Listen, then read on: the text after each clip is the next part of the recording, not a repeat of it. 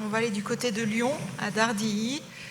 On quitte les établissements scolaires et on arrive sur un immeuble de bureaux des années 70 qui a été réhabilité avec une ambition d'avoir un bâtiment certes confortable mais aussi à énergie positive. Et on a la chance d'avoir l'utilisateur, l'entreprise, enfin un représentant de l'entreprise qui habite dans cet immeuble. C'est un bâtiment qui fait environ 960 mètres carrés, un peu moins de 1000 mètres carrés. À gauche, vous voyez l'état initial et à droite l'état final et pas l'inverse. Donc c'est un bâtiment qu'on voit ici en 2007. Je suis avec Pierre devant la façade qui est un peu désespérée, et moi aussi, en disant qu'on va faire de ce bâtiment un bâtiment exemplaire, à énergie positive, totalement décarboné. Et voilà, et plus encore si affinité. Bon, tout ça c'était qu'une intention et on s'est entouré de compétences ici présentes, entre autres. KTR, c'est une entreprise mécanique, donc tout ce qui est bâtiment, c'est pas du tout notre métier. Et moi, mon ambition, c'était pas d'avoir un bâtiment à énergie positive ou ci ou ça. Moi, mon idée, c'est d'avoir un bâtiment qui soit conforme à l'image de l'entreprise, d'innovation, de bien-être au travail et de vision sur le long terme. Et en fait, je ne savais pas comment mettre ces valeurs-là en musique dans un bâtiment. Et donc, j'ai cherché des architectes pour aller dans ce sens-là. C'était pas facile du tout. Parce que souvent, les architectes étaient très frileux. Et chaque fois, je vous demandais de pousser un peu plus loin. Et puis, j'ai trouvé les marques, en fait. Si tu veux continuer. Je veux bien, oui. Voilà. J'ai expliqué à Pierre comment on fonctionnait, des grands principes pour arriver à atteindre les objectifs. Donc, on a mis en place une stratégie de projet qui nous permet d'être aussi ambitieux, parce que c'est bien d'être ambitieux sur le papier, mais il faut que les résultats soient là. Donc, je passerai vite dessus, mais pour nous, les éléments essentiels d'un projet, l'élément essentiel, c'est d'abord l'usager, c'est que rendre heureux les usagers, et en masquer, c'est préserver et surtout reconstruire la biosphère qu'on a dégradée sans regard très attentif depuis quelques décennies. Donc, ensuite, on remonte un peu, on agit pour le climat, on s'intéresse aussi au paysage, on essaye de ne pas trop dégrader le paysage, je pense qu'on a fait assez de mal au cours des dernières décennies. On est aussi dans cette dynamique qui a déjà été évoquée de donner du sens aux usagers, mais pas que, aussi aux gens qui travaillent, qui sont sur les chantiers, donc vous verrez comment on a procédé. La santé est un élément prépondérant dans notre démarche, j'en parlerai. Et puis, il ne faut pas que tous ces projets avec des résultats spectaculaires soient inabordables, inaccessibles en termes économiques. On a une petite boîte à outils avec les fameux 5 R qui sont pour nous des éléments clés. Un projet, une réalisation doit être à la fois robuste, on doit réutiliser, réemployer un maximum d'éléments disponibles. Je passe sur les autres items, et il y en a un qui nous tient beaucoup à cœur, c'est la réparabilité. On le voit aujourd'hui avec les difficultés d'approvisionnement d'équipements, il est important de pouvoir facilement réparer les constituants ou de remplacer les constituants du bâtiment. Voilà pour la méthode. Je vais développer un petit peu l'approche générale. Pour nous, un bâtiment ne peut pas être pris isolément. Il est sur un tènement, c'était la volonté de Pierre, un tènement autonome. Donc l'idée de Pierre, c'était d'aller et d'être à l'image de ce tènement autonome, d'être sur un bâtiment tendant vers l'autonomie. Donc on s'est intéressé, pour faire un bâtiment très performant, il faut aussi traiter les abords. Donc on a décrouté les parkings, on a végétalisé avec des essences qui sont assez éloignées des sapins de Noël qui étaient plantés sur le tènement initial. Et puis, évidemment, on est allé un petit peu plus loin. On a fait en sorte que les habitants coopèrent avec la nature, voilà, se reconnectent à la nature. Donc, on verra comment nous allons procéder.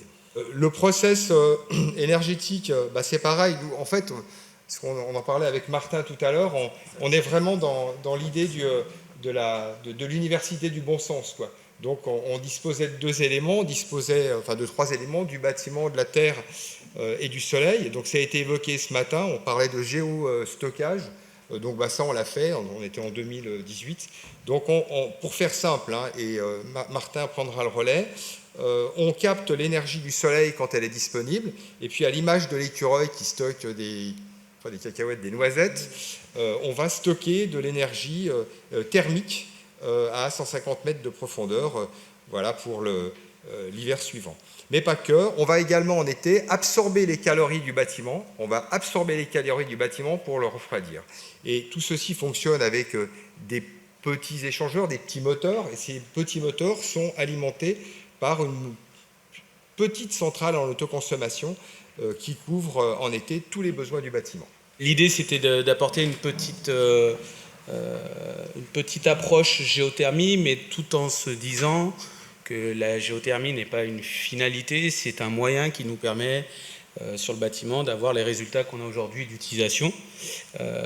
Mais c'est un moyen qu'il ne faut pas négliger aujourd'hui, qui devient de plus en plus d'actualité pour les raisons que c'est une énergie qui est locale, donc on n'a pas tout ce transport d'énergie, on puise en sous-sol toute la réserve d'énergie qu'on a, et comme un projet pensé avec bienveillance et bien-être, on peut aussi faire en sorte qu'on régénère cette batterie-là d'énergie qu'on a.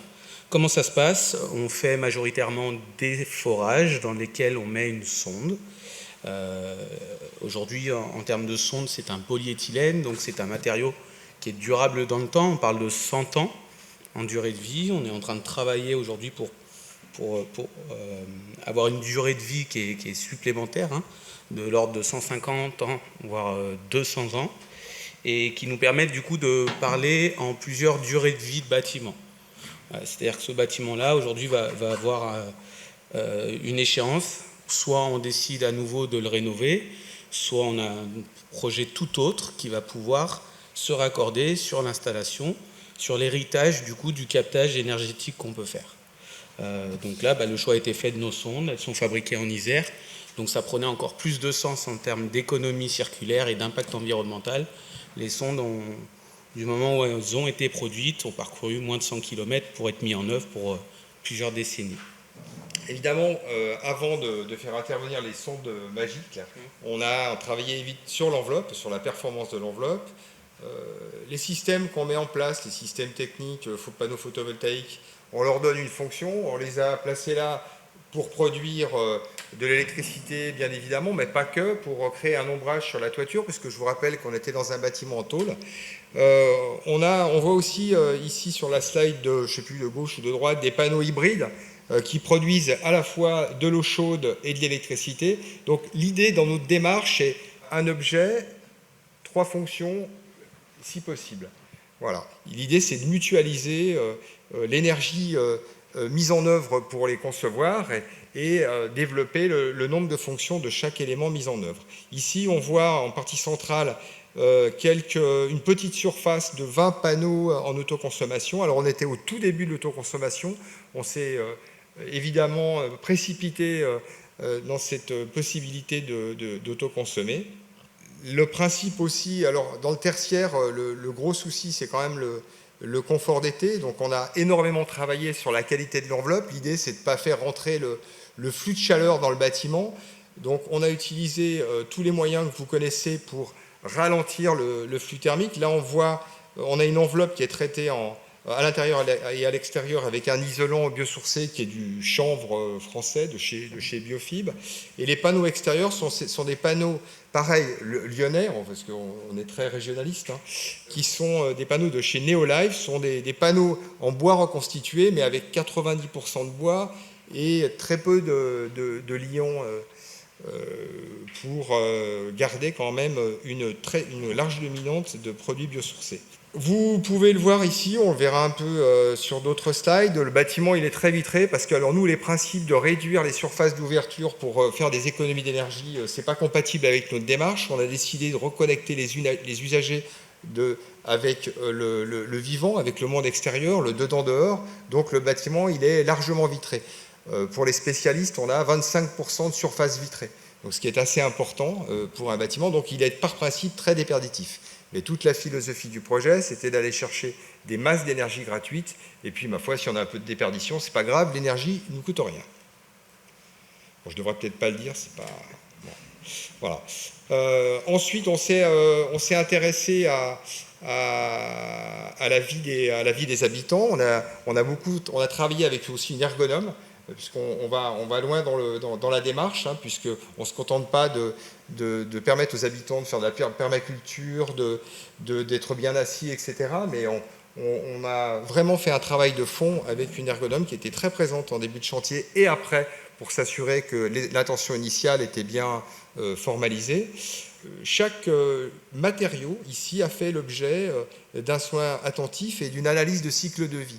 Pas forcément avec des supercalculateurs, mais en questionnant, en interrogeant les industriels sur la matière première et toute la traçabilité du produit jusqu'à sa fin de vie et sa recyclabilité.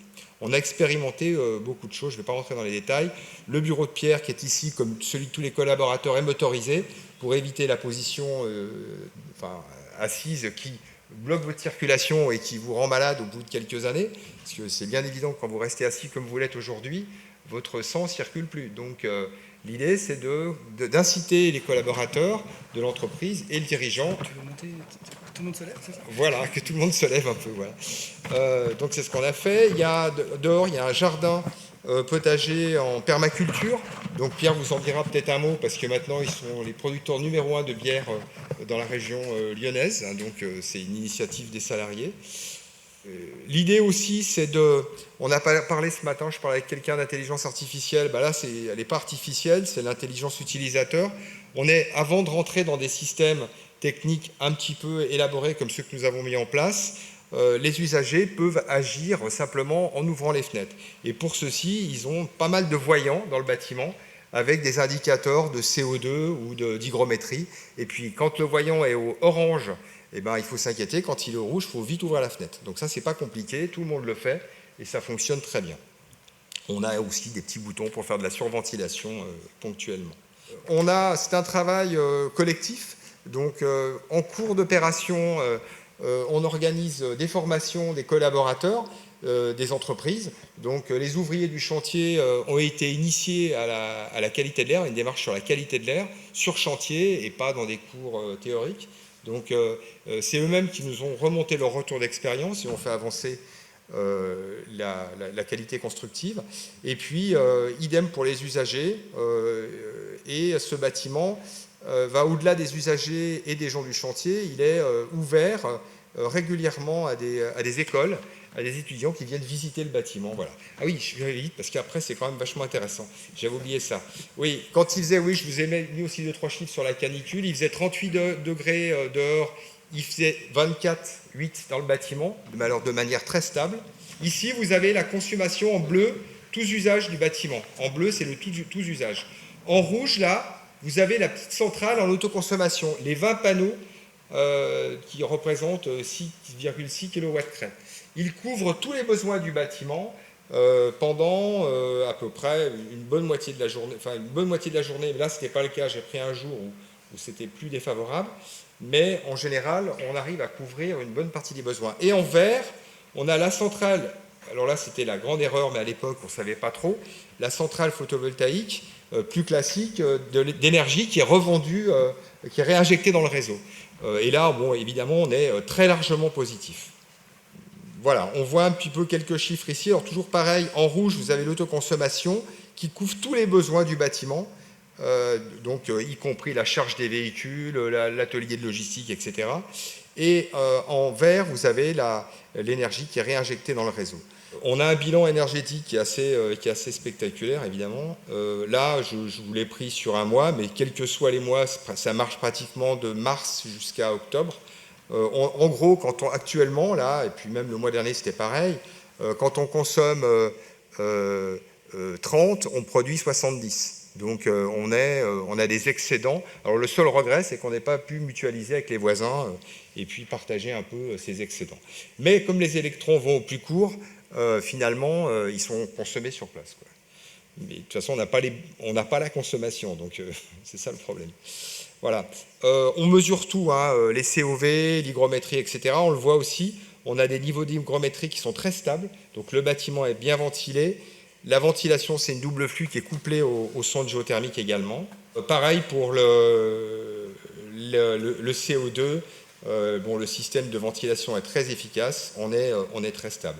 On a travaillé aussi sur les gradients de température dans les pièces pour qu'il y ait une uniformité des baies vitrées jusqu'au fond des pièces. J'ai quasiment terminé.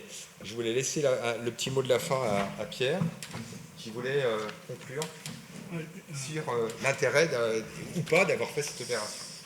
Je dirais juste un mot, parce que je sais qu'on est au bout du temps, qu'on est à partie. Alors, j'avais pas mesuré l'impact de ce bâtiment-là auprès des salariés et des nouveaux candidats quand je recrute. Et la dernière personne que j'ai recrutée, elle a dit « j'arrive dans un bâtiment, dans un bureau idéal ». Voilà, c'était ça. Je voulais juste rajouter ce mot-là pour la fin.